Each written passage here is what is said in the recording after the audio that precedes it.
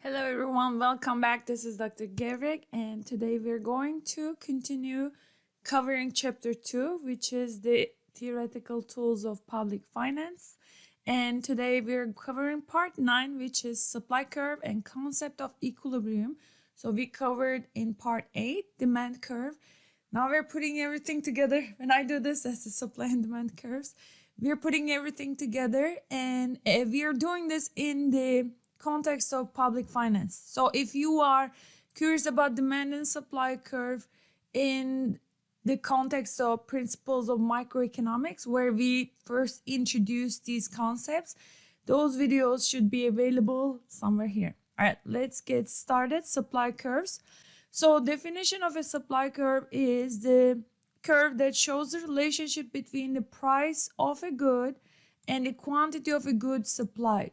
Okay, so what we do is we derive the supply curve from the profit maximization problem. So when we're talking about supply curves, we focus on the goods and services market. So we're not talking about labor market. So that's in the labor class. Supplier of labor are households, workers. But in this case, we're focusing on supply of goods and services by firms and companies. Okay. So firms and companies maximize their profits to determine how much they are willing to and able to supply in the market given market price. Okay, so we start with the production function. So we assume two inputs, labor and capital. Firm's production function for, let's say, movies, right? Because we have been talking about consumers eating cakes and movies. Movies is like this. Quantity of movies supplied is a function of number of labor used in the production of movies and number of capital used in the production of movies. And in economics, when we say capital, we don't mean money. Just keep this in mind. Capital is physical tools, equipments, machinery, and other physical tangible things that are used to produce goods and services. Okay, so QM, quantity of movies supplied, depends on the amount of labor and capital used. So one specific production function looks like this. Okay, QM equals the square root of labor and capital. So if I am using, let's say, 9 units of labor and 25 units of capital, so square root of this multiplication will be 15.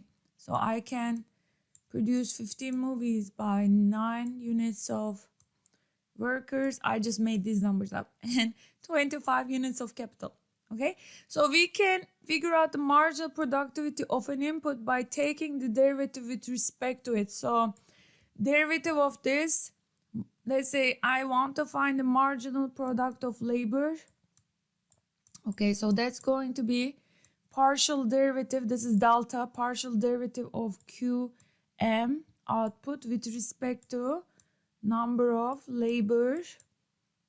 Okay, so this is, right, in English translation of this.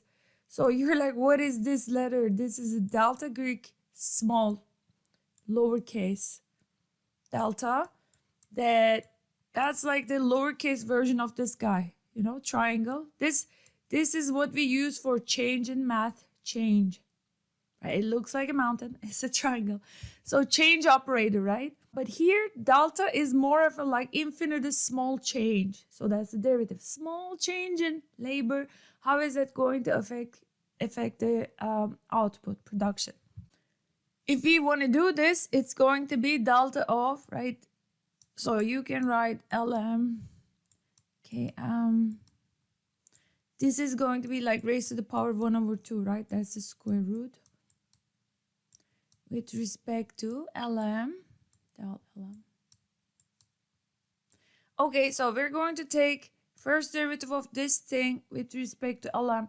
This is really easy. Whatever you see that's not LM, just it won't be affected. It's going to be treated like a constant number. So I'm going to put K raised to the power 1/2 up front. So I'm going to take the derivative of LM raised to the power 1/2 with respect to LM. Okay.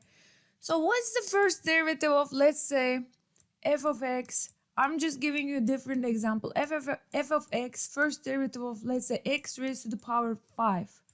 Okay, so what's the first derivative of this? We also can show this f of x, that's the first derivative, or you can do, I'm gonna show you something right now, df divided by dx.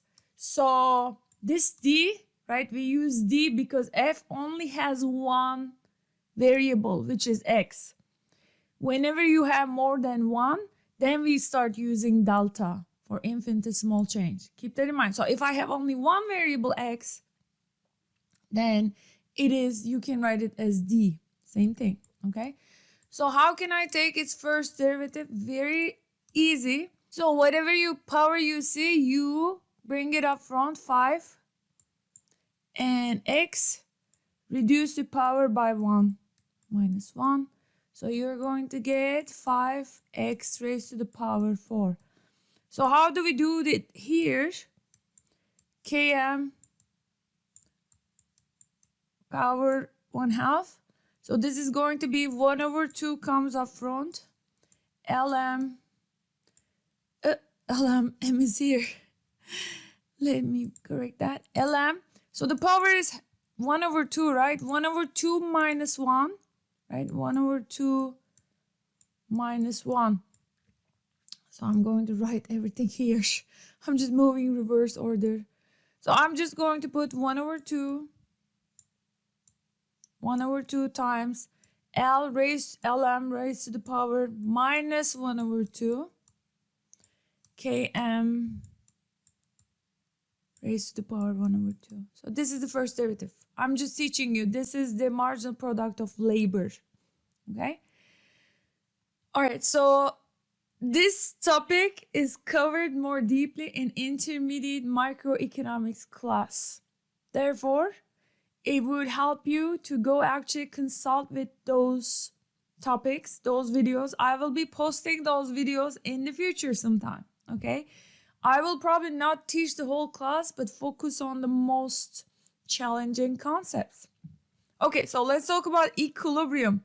Okay, so supply curve for movies. At the end of the day, you're going to have an upward sloping supply curve, which means price of the good increases, quantity of movies supplied will go up. You're moving along this supply curve. Yes, right here, go up. Demand for movies was derived previously. So the intersection of supply and demand curves will generate the equilibrium, okay? So in a perfectly competitive market, marginal revenue is equal to the price. Don't forget this.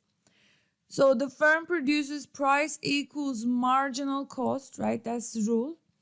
So marginal cost curve is the supply curve. So just remember these reminders from principles of microeconomics. Okay, folks, in the next part, we are covering consumer surplus, producer surplus, economic efficiency, and first fundamental theorem of welfare economics in the context of public finance. And I'll see you then. Bye.